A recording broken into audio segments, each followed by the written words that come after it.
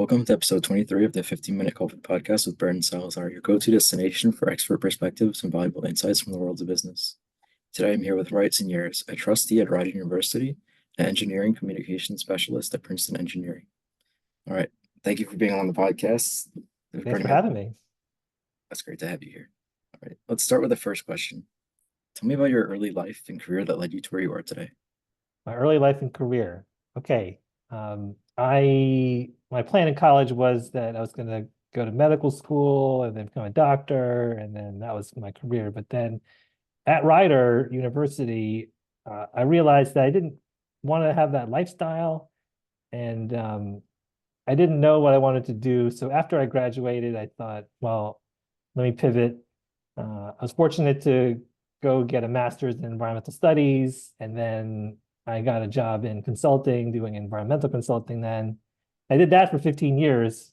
But by the end of those 15 years, I thought, well, I think it's time for a different career. I had a creative kind of stuff going on the side. I wanted to flip it and maybe do more creative stuff as my job. And I worked for a year while my wife was on a Fulbright scholarship to Germany. I went with her and worked on my portfolio, built out my skills in other areas. And then when I got back from Germany, that's when I started to get on the job search for doing different things in my career. And spent 6 years, or not 6 years, 6 months at Rutgers University doing communications there. And then I fortunately get a job at Princeton, and another almost 7 years later, I'm at the engineering school there doing communications there. Did you end up picking up any German when you were there? Ein bisschen Deutsch. That's pretty cool. A little bit. Yeah, that's pretty cool. You kind of have to. Where we were living, no one spoke English really, and so some did at the university that my wife was working at, but in the village that we had to live in, no one spoke English, and so you kind of have to pick up German as you go, and living there, being totally immersed. But right now, I don't really practice that much, so here and there it comes out. Yeah, that must have been a fun challenge. It was a challenge, but it was fun. It was a fun challenge. I mean, a year on a Fulbright gives you an opportunity to sort of try things that you wouldn't normally, like speak German. Yeah, that's a great point. All right, let's talk about your pivotal moment or decision in your career that significantly impacted like your trajectory. My trajectory. Boy, it's funny to think there's probably a lot of different little moments. It's probably when I got into this current career doing creative stuff. I was probably in a field somewhere doing this environmental consulting, doing actual field work. And it was probably a day like today where it's like 95 degrees. And I was out there in the swamps and maybe I should do something different in my life. I mean, For the yeah, umpteenth time. that could definitely change perspective in many ways. And it's Sure. like it just goes to show like thinking for the future. Maybe it's something you like doing when you're younger, not so much when you get a little older, things change. I mean, that's a great way of thinking it. It's great that you saw that and saw you wanted to change and then took action to actually fix that. So, Yeah. And it took a while, even those 15 years. There were years at the end that I didn't really know what I wanted to do. And so it made it difficult to change, because at that point, we got bills and, family, and you can't just up and leave sometimes and just quit your job. yeah. And so I had to, sort of navigate that and figure out what I wanted to do. And so that turned into a lot of like side projects that eventually turned into bigger things. Yeah. So talk to me about your time and involvement with Rider University. So I graduated in 97. I was a what they call a diversity scholar there. And so I was able to have a tuition scholarship there.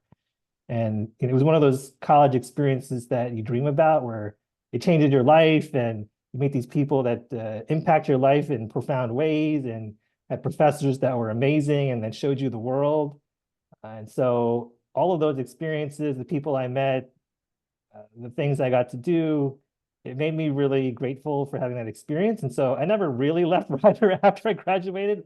I stayed involved because I loved it so much, and I wanted to make it maintain that place as a place that people could get the similar experience. And so I stayed involved in lots of ways, admissions volunteering and volunteering on different boards and stuff like that. So since then, I really haven't left. I've been involved in some way ever since then. Yeah, even the speech you gave for Delta Sigma Phi was amazing. Oh, thank you. That's the first time we actually connected in person. Yes, That was in after like March, February, March. yeah, that was in real life. Yeah. That's when I Brandon was and I, actually just starting up the podcast. I remember I think there you I was go. on the Yes. second episode or first episode. Now we're here Yeah, in the 23rd episode. yeah, amazing. Congratulations. Thank you. Best advice for college students. Best advice for college students.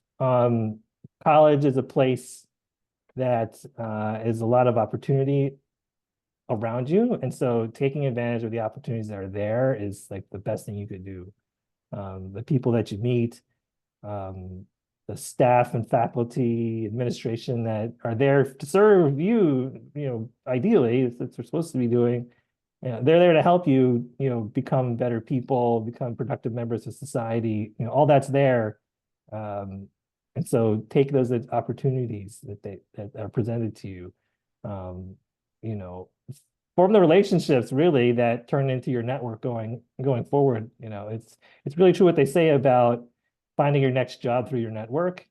And then your network starts in college, really, for those of us fortunate to go to college, is you build these relationships. You mentioned Delta Sigma Pi. I mean, that's another great organization that, you all graduate, and then you have a built-in network that you never know where your next opportunity is coming from. Yeah, I love the fact you mentioned like about network, especially in Delta Sigma Pi, because I'm already utilizing that to the max. So I've been going on Great. calls. So I know some alumni who graduated either recently, not recently, that I've connected through just I know this person, they know that person knows that person. That's the company I Mm-hmm. want to work at.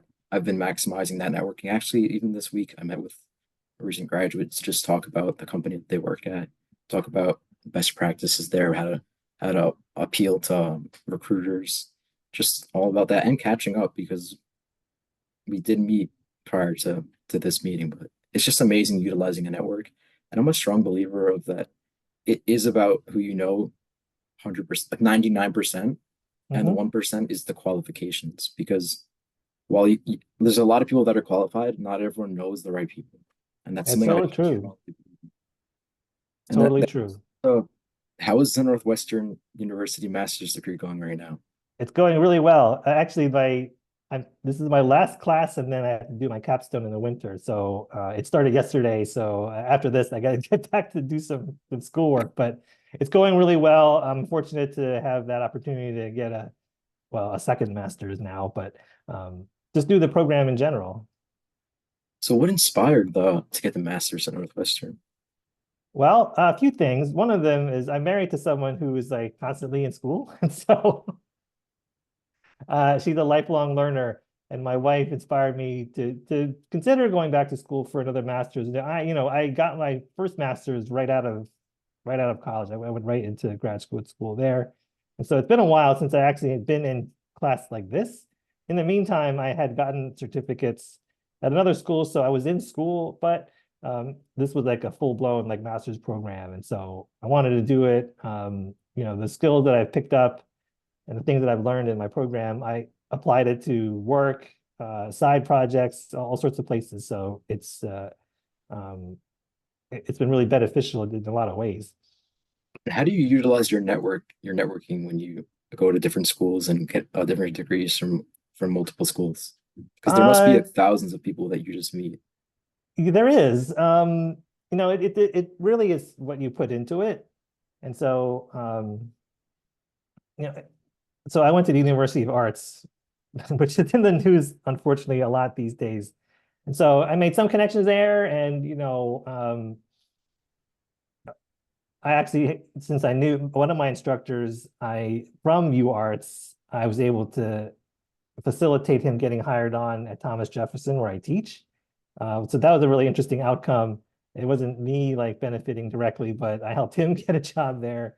Um, and the northwestern part of it, it's a little different. It's very distributed. Not everyone like me. A lot of people there are in the Chicagoland area. I'm not, and so a lot of the people I know from that area, from the program, aren't from Chicago at all, and so it's harder to make these kind of connections and maintain them. You have to work at it a little harder and a little differently online. But there's those people out there I know from these programs and classes I've taken and stuff. So, since I'm still in the program, I can't really say that I've benefited from the network itself because I'm still in the program. But I imagine, yeah, there could be. You never know what's going to coming down the pike after I'm done this program. Yeah. And with graphic design being your concentration or Mhm. specialty, have you ever considered HTML and CSS for web designing? I actually teach it. So You do. I mentioned Thomas Jefferson University. I actually teach web design and UX there. I've done that since 2011. So as I was finishing up at UArts, I had gotten an opportunity because of my network, by the way. Someone I went to Rider with was administration at the time it was called Philadelphia University. He called me up one day, and I was literally in a woods forest somewhere working. It was the weekend before. It was like the Friday before Labor Day. And he calls me up and he says, "Hey, you want to teach a class?" I'm like, "Sure." When is it? Well, it already started. So that was in 2011. I'm still there teaching web design, and that's going really well. And so, to answer your question, yes, I've considered HTML and CSS. That's pretty sick. That's pretty sick.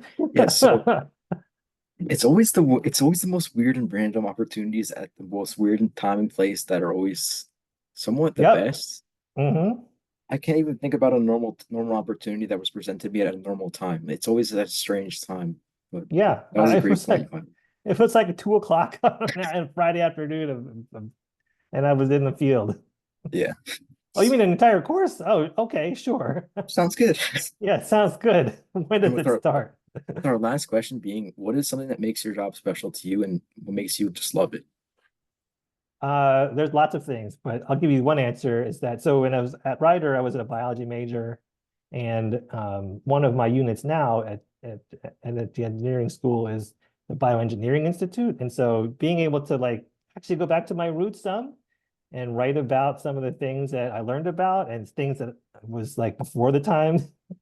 So things that have been discovered after I was in college is really fun to work on. And to answer your question, like that's one of the things that's like super cool about what I get to do. Yeah, and just a funny question. How was organic Sure. chemistry as a biology major?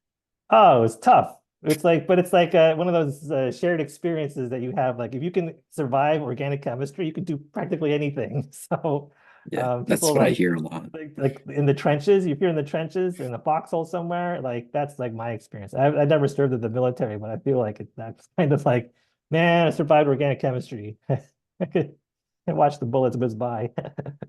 Yeah. And so, yeah, that's a great point.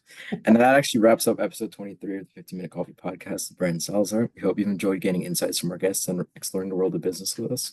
Don't forget to check out our podcast on Instagram and our social media and YouTube at the 15-Minute Coffee Podcast and for upcoming episodes. Until next time, stay curious and keep learning.